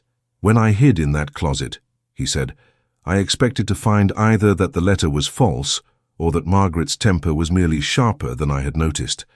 I did not expect to see a maid lay her hand on a lady's arm and risk everything to stop cruel words from falling on small heads. Emily flushed. I should not have touched her, she said. It was wrong. It was necessary, he replied. You did what I did not. You were present, you acted. I was hiding in the dark, waiting. You were listening, she said. That matters. Not as much as what you did, he said. He fell silent again, searching for words.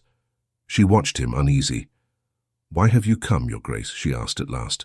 Truly, because I heard from Mrs. Harding that Lady Agatha intends to solve this situation by sending you away, he said. Because I could not allow you to pack your life into that little case without at least hearing from your own lips whether you wished to go. Because— He stopped. Because what? She asked, barely above a whisper. He lifted his gaze to hers. Because when I imagined this house without you in it, he said, it felt empty in a way I cannot accept. Her breath caught. Your Grace, you must not say such things. Why not? He asked gently. Because I am your servant, she said. Because people already say I have turned your head. Because it is dangerous. Dangerous to whom? He asked. To you? To me? To the version of me that sits comfortably in London clubs while my heart withers here? You have responsibilities, she said, clinging to the argument. To your tenants, to your name, to your position in Parliament. You must think of alliances, of wealth, of what your children will inherit. A man like you does not, cannot, tie himself to someone like me. He regarded her steadily. A man like me married a shy girl with no fortune 12 years ago because he loved her. The world muttered then as well. My father was furious. Yet that marriage gave me 3 years of happiness and 2 children. Do you suggest I regret it? She blinked. I did not know. People speak only of your late Duchess with reverence, as if she had always belonged here. She belonged because I brought her here and refused to be moved, he said. The world adjusted. It always does eventually when it meets a will firm enough. Emily shook her head. This is different. You have already angered Lord Ashford. You need a wife who will mend that, who brings money, influence, a name, not a maid who owns 2 dresses and a hymn book. I need, he said, a wife who will stand in front of my children when harm approaches, who will speak truth even when it costs her dearly, who will look me in the eye and refuse to flatter my weaknesses. Tell me, Emily, where shall I find such a woman if not here? She swallowed hard. You must not say that to me. It is not kind. It is the only kindness I know, he said. Her hands twisted tighter. Even if you cared for me in that way, which I do not ask you to, what of the world? They will tear you to pieces. They will say you have lost your senses. They will mock your children. They will call me names I do not care to repeat. How can I allow that? How can you prevent it? He asked gently. By removing yourself? By letting them drive you from the one place where your goodness has borne fruit? No, that is not justice. Life is not just, she said. You know that, Your Grace. You lost your wife. Good men lose their farms to bad harvests. Children go hungry even when their fathers work.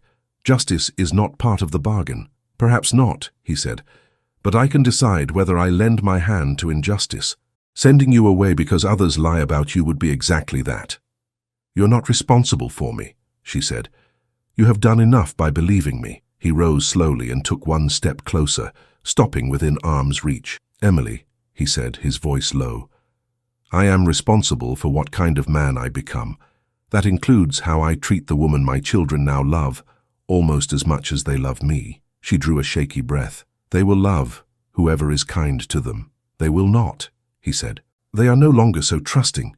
They learned too much too early. They chose you. That matters. Her eyes grew bright. She looked away, blinking. You are making this very hard, she whispered. Good, he said, because what I'm about to ask ought to be hard. For both of us. She stilled. Ask? Yes, he said. I have asked you to risk your employment to protect my children. I have asked you to stay when others would send you away. Now I must ask something larger. He drew a breath as if stepping over an invisible line. Emily Carter, he said, if I were not your master, if I were only a man with 2 frightened children and a heart much in your debt, would you consider becoming my wife? Silence wrapped around the question. She stared at him, all color draining from her face. For a moment she seemed not to understand the words. She broke off, shook her head as if to scatter the thought. You cannot mean that. I do, he said, with all the seriousness of which I am capable. You barely know me, she protested. You know how I scrub stairs and soothe crying children. You know I write letters more plainly than most ladies. You do not know my temper, my faults, my foolishness. You cannot offer me such a thing. I know enough, he said. I know your temper is strong where it matters and quiet where it should be. I know your faults, if any, have not prevented you from doing what countless others would not. As for foolishness, if you possess it, it is likely no worse than my own. It is madness, she said. Perhaps, he said, but it is honest madness. I would rather be mad in truth than sane in pretense. What of your aunt? She asked weakly. What of Mrs. Harding? What of the ton? They will object, he said. They will mutter. Then they will adapt. Or they will stay away. I can live without half the invitations that currently fill my desk. I cannot live, or do not wish to, in a house from which your presence has been banished. She pressed a hand to her forehead. You put too much weight on me. I am no duchess. I do not know how to manage a great house. I will make mistakes. People will laugh. Then we will learn together, he said. You already manage the only part of this house that matters most to me, the nursery. The rest is carpets and menus. She gave a choked laugh, half sob. I think Mrs. Harding would disagree with that. She will adjust, he said, a faint smile touching his mouth. She likes order. Give her a few months and she will be criticizing your table arrangements instead of your origins. That is progress of a kind. You speak as if it is all so easy, she said. He grew serious again. No, it will not be easy. Lord Ashford will do what he can to make our lives difficult. Certain doors will close. Certain men will turn their backs. We may have to sell land, perhaps live more simply than other dukes. You may find yourself snubbed at first, gossiped about, misnamed, "And yet you still ask?" she whispered. "I ask," he said, "because when all that is finished, I see something else. I see my children running to you in a hall that echoes with laughter instead of silence. I see you sitting where Margaret never truly sat, in the center of this home, not as its ornament, but as its heart. I see myself older, perhaps with less wealth, but with something wealth cannot buy, a house that is honest." She closed her eyes. "You paint it too clearly. It is almost cruel." "I will stop," he said, "if you tell me your heart is not engaged. If you tell me you feel nothing but gratitude." She opened her eyes slowly. "You know I cannot say that." "Then what can you say?" he asked. She looked at him, truly looked, seeing not his Grace the Duke, but the man who had knelt to take his children from a dark closet, who had faced down a future duchess for their sake, who now stood in a cramped little room, asking a maid to change the course of his life. "I can say," she began, voice trembling, "that when I first came here, I pitied the children and respected you from a distance. I never imagined you as anything but my master. Then I saw your grief, when you thought no one watched. I saw how gentle you were with Oliver and Grace when you had time to be. I saw how quickly you believed me, when you might have dismissed me. I tried not to feel anything beyond respect and duty, but—" She hesitated, then forced the words out. "But I find that when you enter a room, I know it before I hear your voice. When you look tired, I wish there was something I could do to ease it. When the children speak of you, my heart warms. If that is not the beginning of love, then I do not know what else to call it." He took a slow, careful step closer. "Emily," he said softly. She lifted a hand, stopping him at arm's length. "But knowing that," she went on, "does not answer the other questions. You are a duke. I am the daughter of a village schoolmaster with no dowry, no connections, no training for the life you speak of. If I say yes, I do not only risk myself, I risk your name, your children's standing. I fear that more than I fear any gossip about me." He regarded her with something like awe. "You think first of my children even now," he said. "How could I choose any other woman?" She shook her head. "You twist my words to suit your heart." "I listen to them," he said. "That is all." He drew a breath, then let it out slowly. "Emily Carter," he said again, more quietly, "I ask you not as a duke who has weighed advantages, but as a man who has lived 3 years in a house half alive. Will you marry me? Will you be mother to Oliver and Grace and partner to whatever future remains to Weatherford, rich or poor?" Tears spilled over at last. "You must give me time," she whispered. "A little time. I do not doubt my heart. I doubt the world." "I will give you as much time as you need," he said. "But know this. Whatever the world does, my resolve will not change. I will not marry for convenience again. If you refuse me, I shall remain as I am." "That is a terrible thing to say," she protested through tears. "It makes me feel as if I hold your fate in my hands." "You hold a part of it," he said. "You earned that right when you took my children's fate into your hands without permission." She laughed again, helplessly, wiping her cheeks. "You are impossible, Your Grace." "Thomas," he said. She blinked. "What?" "When you consider," he said, "consider marrying Thomas. The Duke will follow where he must." Her gaze softened. "Thomas?" she repeated, the name strange and intimate on her tongue. They stood like that for a long moment, the suitcase open between them, the candle burning low on the small table. At last, she drew a breath. "Very well," she said.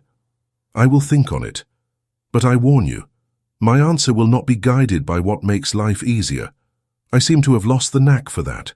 "Good," he said gently. "Nor have I any use for easy answers." He reached for her hand then, slowly enough that she could pull away if she wished. She did not. His fingers closed around hers, warm and sure. "No more packing," he said. "Put the case away, at least until you decide you truly wish to leave." She nodded, unable to speak. He lifted her hand as if to kiss it, then stopped, perhaps remembering the gulf that still lay between them. Instead, he pressed it briefly between both of his, then let go. "I must go before half the household comes searching for me," he said. "If anyone asks, I was inspecting the upper corridor for drafts." "That is not believable," she said faintly. "No," he agreed, "but let them wonder." He moved to the door, then paused with his hand on the latch. "Emily," he said without turning, "whatever answer you give, know this. You will not be sent away to spare my pride. I will face what comes with you here or without you, but not at the cost of your forced banishment." She found her voice. "Thank you," she said, "for that, if for nothing else." "For many things else," he replied, and left. Days passed. Not many, but long. He did not speak to her again about marriage. He spoke to her about the children, their lessons, their meals, Grace's fear of thunderstorms, Oliver's new fascination with maps.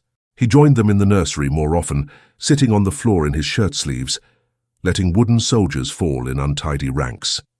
The house buzzed with rumor. Some claimed the maid was on the verge of dismissal. Others were certain she was staying by special order. No one quite dared ask her. She went about her duties quietly, her heart in a constant, unfamiliar motion between hope and fear. One evening, she found him in the nursery after the twins had fallen asleep. He stood by the window, looking out at the fading light. She hesitated in the doorway. "You're Thomas," she said softly. He turned at the name and something in his face eased. "Are they settled?" he asked. "Yes," she said. "They insisted on saying their prayers twice. Once for you, once for the house." He smiled. "We need all we can get." She stepped inside and closed the door most of the way. "I have been thinking," she began. "So have I," he said. "I know," she said. "I could see it in your face every time you tried to explain chess to Oliver." He huffed a little laugh. "I had no idea I was so transparent." "You are to me," she said. "Perhaps because I watched too closely." "You may continue," he said. "What has your thinking led you to?" She looked down at the sleeping children, their cheeks flushed, their small hands relaxed at last. "If I say yes," she said quietly, "they will gain a mother and lose a measure of peace, for a time at least.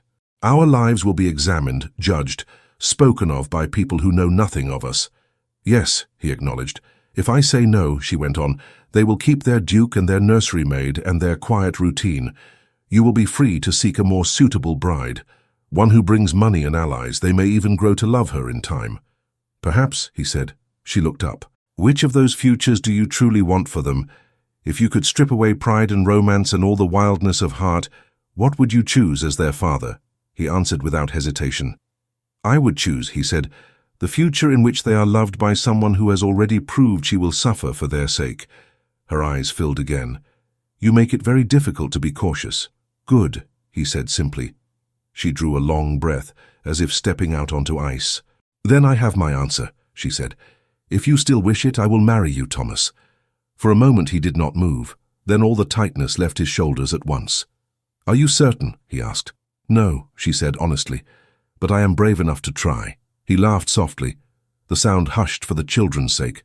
"That is all I ask," he said. "Bravery, not certainty." He crossed the room to her, stopping close, but not crowding her. "May I?"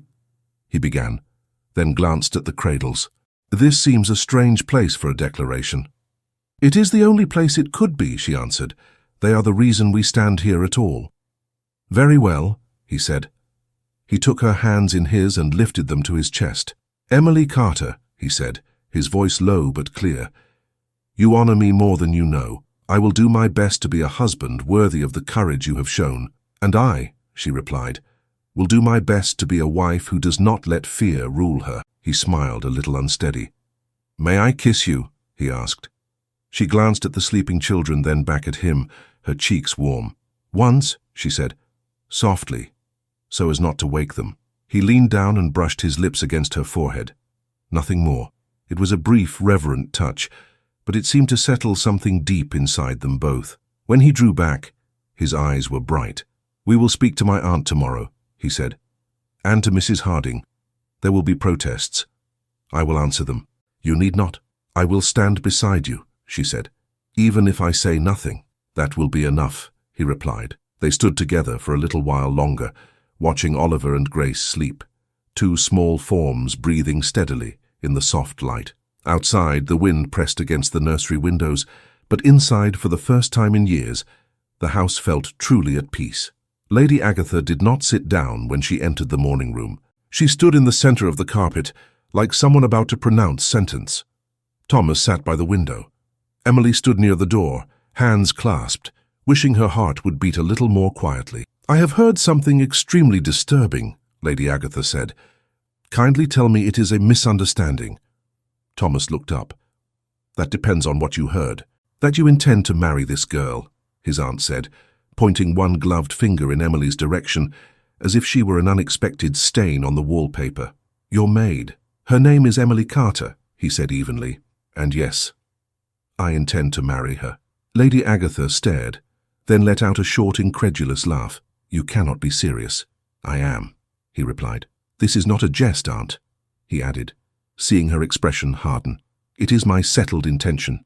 Lady Agatha turned her gaze on Emily, examining her from head to toe. "You encouraged this?" she asked. Emily flushed. "No, my lady. His Grace made the offer without any prompting from me. I did not expect it. I was frightened by it." "But you accepted," Lady Agatha said sharply. "Yes," Emily answered quietly, "after much thought. I did not accept lightly." "You are a maid," Lady Agatha said. "You dust tables and carry trays. You have no fortune, no family worth naming in the peerage, no understanding of what it means to run a great house. And you think you can be a duchess." "I think," Emily said, eyes steady now, "that I can love his children and his home with all my strength. The rest I will learn." Lady Agatha turned back to Thomas. "You see, she does not even deny it. She admits she is entirely unqualified." "Motherhood and honesty are qualifications I value highly," Thomas said. "Do not mock me," his aunt snapped. "You will ruin yourself. The ton will never receive her. Your seat in society is less important than my seat at this table," he said. "With my family." Lady Agatha pressed her lips together. "You speak like a poet, not like a duke responsible for estates and tenants. What of Lord Ashford? Have you thought what new ammunition you hand him? Not only did the Duke of Weatherford cast off my daughter, he chose a servant in her place. He will shout it from every rooftop." "He already shouts," Thomas said calmly. "Let him exhaust himself. My decision does not change because he chooses to bang on more doors." "He will crush you," she said. "He will call in every debt, whisper in every bank. You are already in a precarious position. And now this." Emily stood very still, every word landing like a stone. "I will not pretend the price is small," Thomas answered, "but I will not cheapen my children's salvation by marrying a woman who terrified them simply to mend accounts. Nor will I hide the woman who saved them as if she were something shameful." Lady Agatha's gaze flicked toward Emily again, softer for a second. "You have courage, girl," she said. "I will grant you that. But courage does not make you a duchess. Neither does a title alone," Thomas replied. His aunt let out a long breath and sank at last into a chair. "You truly love her?" she asked quietly. "Yes," he said simply. "And you truly believe she will be a good mother to Oliver and Grace?" she pressed. "Yes," he said again, with more feeling. Lady Agatha's shoulders dropped. "Then I suppose my opinion matters very little." "It matters," he said gently. "You are part of this family. I would rather you stand with us." She studied him for a long moment, then turned to Emily.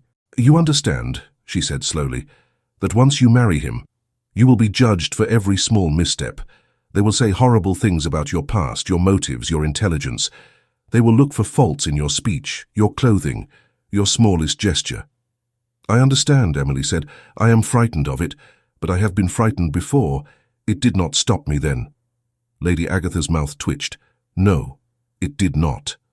She shifted her attention back to Thomas. "Very well," she said at last. "You will marry her no matter what I say. I see it in your face. I do not approve. I think it reckless and unwise. But I also remember your mother, and how she walked into this house with nothing but a modest dowry and made it warmer by sheer force of kindness." She turned to Emily again. "If you fail these children," she said, "I will never forgive you." Emily met her eyes. "Nor would I forgive myself, my lady." Lady Agatha nodded once. "Then we understand each other. I shall have to coach you, I suppose.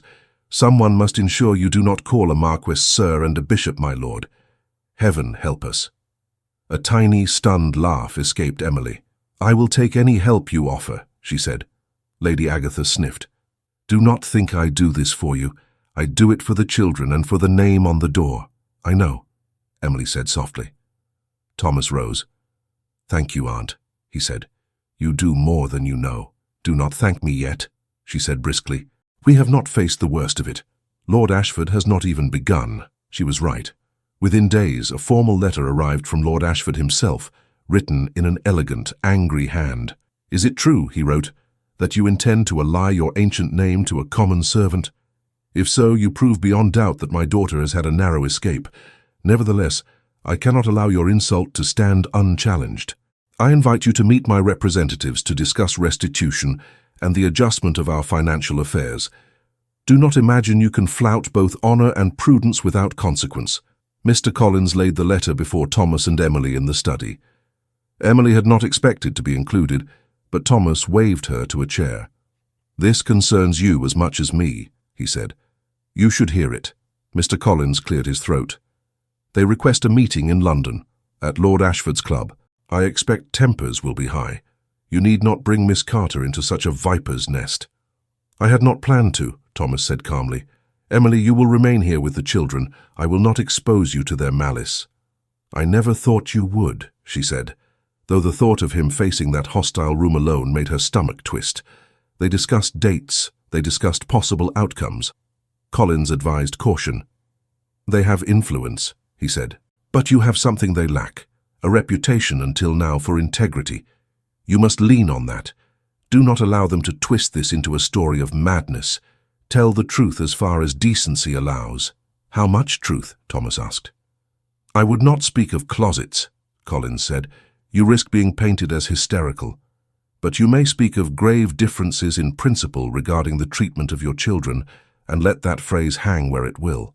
And if they insist on painting Miss Carter as a temptress? Thomas asked. Collins glanced uneasily at Emily. They likely will. It is a convenient tale. You must not allow them to see that it angers you. That is what they want. Emily sat very straight. If they must call someone names, she said, let it be me. Better that than the children suffer again. Thomas looked at her. You are not theirs to throw stones at, he said. In words I am, she said quietly. But words do not break bones. I can endure them. He shook his head. I do not wish you to endure anything. I wish... He stopped himself. Mr. Collins was still present, though he pretended to be absorbed in his notes. You wish the world were kinder? Emily finished gently. So do I. But we have the world we have. The meeting in London took place 2 weeks later. Emily watched Thomas and Mr. Collins ride away in the carriage at dawn, the mist curling around the wheels. Oliver and Grace waved from the steps, wrapped in shawls over their nightclothes. Bring back sweets, Oliver called. Bring back yourself, Grace added. Thomas smiled up at them. I shall do both, he promised. When the carriage disappeared down the lane, the house felt too large. All day Emily moved through her tasks with an undercurrent of restlessness. She read to the children. She oversaw their lessons. She asked Mrs. Harding's opinion on menus for the coming week, and listened as Lady Agatha muttered suggestions about her future wardrobe. Grey, Lady Agatha said.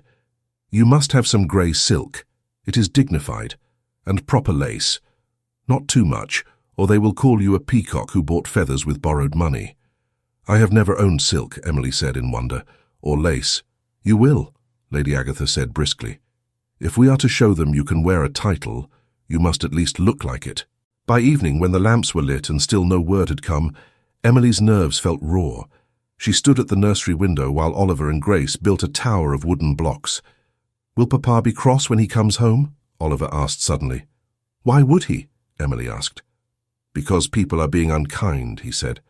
Sometimes when people are unkind, grown-ups come back cross even if they do not wish to be. He will be tired, Emily said. But he will not be cross with you. Or with me. With Lord Ashford? Grace asked. Perhaps with Lord Ashford, Emily said, a small smile touching her lips. A clatter in the courtyard made her start. Then came the roll of wheels. He is back, Oliver cried, scattering blocks everywhere. Stay, Emily said quickly. I will see. She hurried to the main staircase just as the front door opened. Mr. Price admitted Thomas and Mr. Collins, both coated with road dust, both looking as if the day had weighed heavily on them. Emily's heart leaped into her throat. She stopped halfway down the stairs. Thomas looked up and saw her. For a moment his face was unreadable. Then he smiled, tired but genuine. "It appears," he said up to her, "that Weatherford will stand after all." She exhaled, not realizing she had been holding her breath. "Come to the study," he added.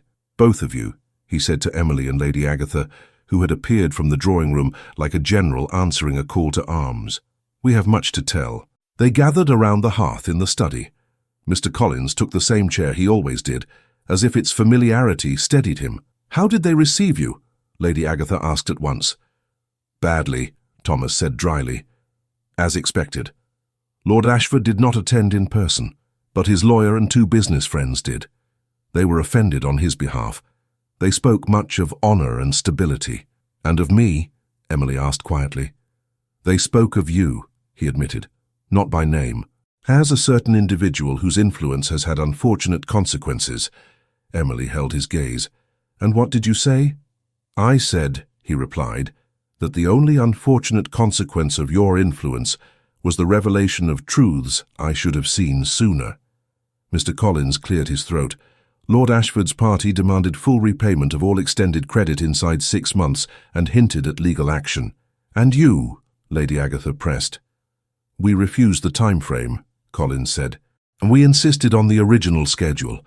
When they threatened court, His Grace suggested that any public proceeding would require a thorough examination of why the engagement was broken."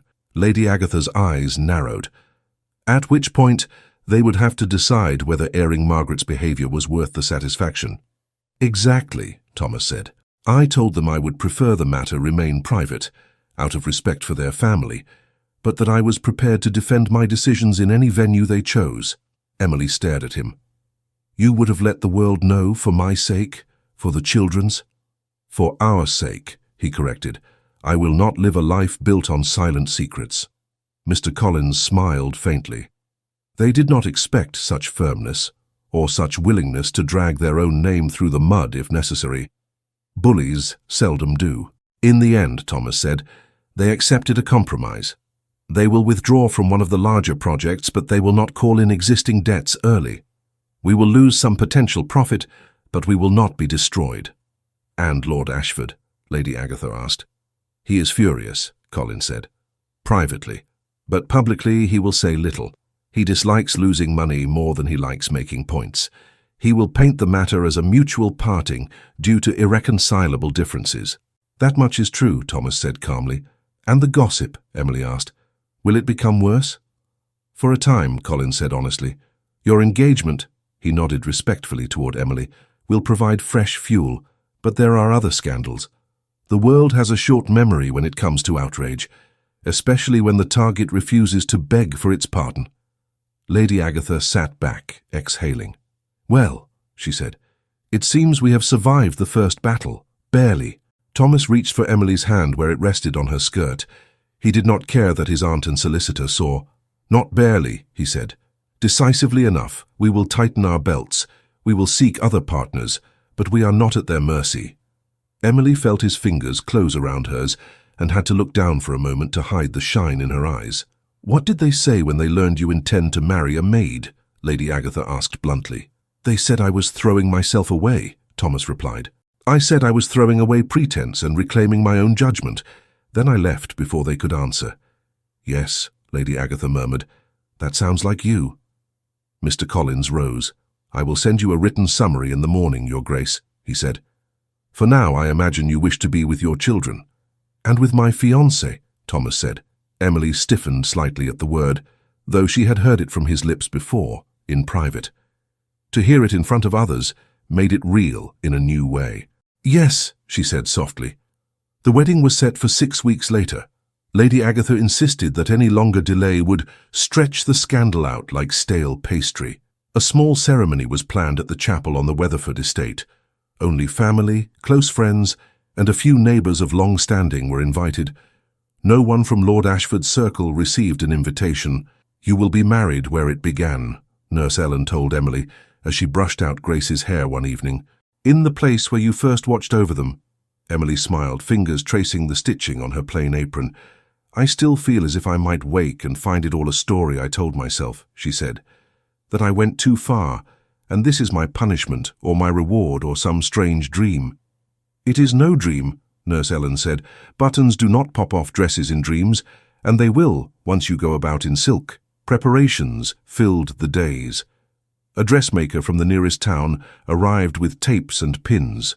Emily stood on a chair while pins flashed, feeling like a girl playing at dress-up. "You have good shoulders," the dressmaker remarked. "Simple lines will suit you, no need for frills." "I should look like myself," Emily said. "Just cleaner." The dressmaker laughed. "You will look like a duchess, my dear. The rest will follow." Wedding gifts arrived from unexpected quarters. An old friend of Thomas's father sent a pair of silver candlesticks in honor of the courage that still seems to run in the Weatherford line. A small group of tenants pooled their pennies to buy a carved wooden cradle, for any new little ones the Lord might send. Emily touched its smooth edge with trembling fingers, unable to imagine that far ahead, and yet suddenly longing for it. On the morning of the wedding, the sky was clear. Emily woke before dawn, heart racing. She sat up in the small room she had not yet left, listening to the house stir. Distantly, she heard Oliver's excited chatter and Grace's higher notes. "They will spill something," she murmured. "On their best clothes. Of course they will." A knock sounded at her door. Lady Agatha entered without waiting for an answer, followed by Mrs. Harding carrying the wedding gown like a cloud. "Well," Lady Agatha said, looking her up and down, "it seems we have reached the point of no return." "Good morning, my lady," Emily said, trying not to appear as nervous as she felt. "Sit," Lady Agatha commanded. "Hair first." They worked in a quiet bustle. Mrs. Harding laced the gown with surprising gentleness. "You have done well by this house," the housekeeper said gruffly. "Do not let anyone tell you otherwise." "Thank you," Emily whispered. Lady Agatha fastened a small, simple brooch at her throat. "This was your predecessor's," she said. "She would have wanted you to wear it." Emily touched the cool metal. "I do not deserve—" "Do not say that word today," Lady Agatha cut in. "It wearies me. You are marrying him. That settles the question of deserving in this house." When they were done, Emily hardly recognized herself in the small mirror. The grey silk fell cleanly, the lace at her sleeves simple and neat. Her hair, usually braided and pinned hastily, now lay coiled in a smooth knot, a few soft strands framing her face. "You look like a duchess," Mrs. Harding said with satisfaction. "I feel like Emily," she replied, "somewhere underneath all this." "Keep that part," Lady Agatha said. "We have enough duchesses who forget who they were before the coronet." In the chapel, Thomas stood at the front with Oliver and Grace on either side. Oliver wore a tiny waistcoat and tried hard not to fidget. Grace's small white dress had a sash that refused to stay tied. "Miss Emily will come," Grace whispered. "Yes," Thomas said. "And when she does, you must walk with her." "I will hold her hand," Grace said, "so she does not fall." "Good," Thomas replied, throat tight. When the door at the back of the chapel opened, the murmuring stilled. Emily stepped in, escorted not by a father, but by Nurse Ellen, who insisted on taking that place. The nurse's eyes shone, though she tried to hide it with a brisk expression. "You walk straight now," she muttered. "Do not shuffle like a girl at her first dance." Emily did not hear most of it. She saw only Thomas at the far end standing tall, his expression open and full in a way she had never seen in any drawing room. Halfway down, Oliver and Grace darted forward, as planned. Grace grabbed Emily's hand. Oliver took the other. "We came," Grace announced, as if Emily might have doubted it. "I see that," Emily whispered, laughing softly. "Thank you." Together, they walked the last steps. The ceremony was simple. The vicar spoke of vows, of love that protects, of houses built on rock rather than sand. Thomas answered clearly when asked if he would take Emily as his wife. Emily's voice trembled only once when asked the same. "With all that I am," she said, steadying. "I do." When they signed the register, she saw her new name written beside his, Emily Hargreaves, Duchess of Weatherford. The letters did not look like hers yet. They would. Outside, the small group of guests gathered on the steps. "You have made a bold choice, my boy," said Lord Pierce, Thomas's father's old friend. "I like it. The world needs more boldness that serves something other than vanity." "Thank you," Thomas said. He felt Emily's hand in the crook of his arm, light and sure. "At least she will not marry you for your money," Lord Pierce added with a chuckle. You have less of it than you did. Emily flushed. My lord, I assure you. Hush, child, he said. It was a compliment. You will keep him honest. I can see it. Oliver and Grace danced around them, scattering petals. May we call her Mama now? Oliver asked, stopping abruptly. The adults fell silent. Thomas looked at Emily. The question belonged to her. She knelt so she was eye level with the twins. If you wish to, she said softly. I would be honored. But you may call me what feels right for you. Grace studied her face with serious eyes. Mama Emily, she decided, pronouncing each syllable carefully. Oliver nodded. Yes. Mama Emily. Emily's throat closed. She gathered them both into her arms. I will do my best, she whispered into their hair. I promise. That night, after the modest feast and the gentle teasing and the toasts, Weatherford Hall felt different. Not grander, not richer, but more awake.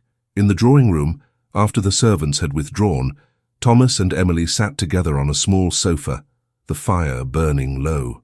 I am tired, Emily admitted. My cheeks hurt from smiling. Your smile has done more to repair this house than 100 investors, he said. She laughed, leaning her head briefly against his shoulder. Do not say that where Mr. Collins can hear. He will try to put it in a ledger. He already mutters about intangibles, Thomas said. Let him. I have numbers enough in my life. This is something else. They sat quietly for a moment, listening to the muffled sounds of Nurse Ellen settling the children above. Are you happy? He asked at last, voice low. She considered the question honestly. Yes, she said. Frightened, uncertain, overwhelmed. But beneath all that, yes, very much. He turned slightly toward her. May I kiss my wife properly now? He asked. She smiled, heart beating fast. I believe that is permitted. He lifted her chin gently and kissed her, not as he had in the nursery, careful and brief, but with all the feeling he had kept in check for weeks. It was still tender, but deeper now, layered with gratitude and wonder and a promise of years. When they parted, she rested her forehead against his. We will make mistakes, she said. I will say the wrong thing to someone important. You will forget that I still worry when Oliver climbs too high in the oak tree. I will hold the ladder, he said. You will call him down. Between us, he will land somewhere safe. She smiled, eyes bright. That is all I ask. In the months that followed, the world did exactly as Lady Agatha had predicted. Some doors closed. A certain London hostess regretted that her drawing room could not accommodate the new Duchess of Weatherford. A gossip sheet printed a caricature of the Duke who married his own maid, giving Emily a basket and an absurd cap. She read it once, hand trembling, then tossed it into the fire. Does it hurt? Thomas asked. Yes, she said frankly, but not as much as I thought it would. I know what is true. And what is that? He asked. That I am no one's secret, she said. You did not hide me. You walked beside me into the chapel. You let them draw their little pictures, and you did not flinch. I can bear a great deal under that kind of light. He kissed her hair. You do not have to bear it alone, he said. Every unkind word about you touches me first. Then let us both be toughened by it, she answered. Other doors, surprisingly, opened. A vicar's wife from a neighbouring parish paid a visit, bringing a pie and a shy smile. I wanted to say, she told Emily privately, that I was a governess before I married. The ladies whispered about me too. It does not last, if you live in such a way that gossip grows bored. And the children, oh, the children always know the truth. Emily held on to those words. She threw herself into learning what she needed to know as Duchess. Lady Agatha drilled her on precedence. Mrs. Harding instructed her in household accounts. She visited tenants with Thomas, listening as much as she spoke. She made mistakes, apologized when needed, laughed at herself when possible. With Oliver and Grace, she moved from maid to mother, as if no boundary had ever existed. She kissed scraped knees. She scolded gently over muddy boots. She sat between their beds at night when storms rattled the windows, telling stories until their breathing slowed. Sometimes very late, when the house was quiet and Thomas had fallen asleep beside her, she lay awake and marveled. I was almost sent away, she would think. I almost packed that suitcase and left. Instead, she remained, and the house that had once felt cold now held warmth in its corners. One spring afternoon, nearly a year after the wedding, Emily stood on the terrace watching Oliver and Grace race across the lawn. Thomas joined her, slipping an arm around her waist. "They are growing," she said.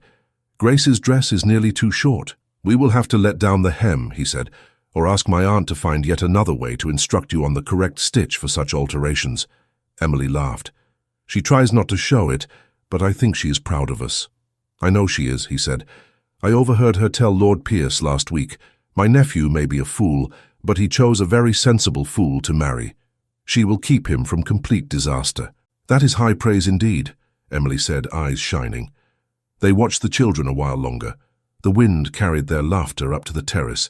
"Do you ever regret it?" she asked suddenly. "Regret what?" he said. "Breaking with Margaret, selling that parcel of land, marrying you, refusing to bow to Lord Ashford. There are many candidates." "Any of it," she said. "The hard path instead of the easy," he considered. "Sometimes," he said slowly, "when I see the old ledgers and remember how much simpler it might have been to sign one more contract, attend one more dull dinner, and never ask what lay behind closed nursery doors, I feel a pang, not of regret for the choice, but for the illusion of safety I surrendered. And then," she prompted, "and then I come home," he said. "I walk into a house that is no longer hollow. I hear my children shout Papa and Mama Emily from the stairs. I find my wife in the nursery, hair coming loose while she crawls on the floor playing some ridiculous game. And I know that whatever we lost, we gained more." She leaned into him, content. "I cannot promise the future will be easy," he said, "but I can promise this. Whatever comes, loss, gain, scandal, quiet, we will face it together." She nodded, eyes on the children. "That is all I ever wanted," she said. "Not comfort, not a title, just together." Oliver turned then, spotting them. "Mama Emily," he shouted, "Papa, come race with us." Grace waved both arms in wild invitation. Emily laughed, the sound bright and clear. "Shall we?" Thomas asked. "We shall," she said, lifting her skirts just enough to run. "Thank you so much for listening to this story all the way to the end. We hope it moved you as much as it moved us while telling it. We'd love to hear your thoughts. Leave us a comment telling us where you're listening from and what you liked the most. Rate this story from 0 to 10. What score would you give it? If you enjoyed this story, don't forget to subscribe to the channel and leave a like as a show of support. That really motivates us to keep creating and sharing more stories full of emotion and life lessons. And before we go, we want to remind you that an exciting and heartwarming story recommendation will appear on the final screen. If you'd like to enjoy it, just click on the video. Thank you once again for being here, and we'll see you in the next story.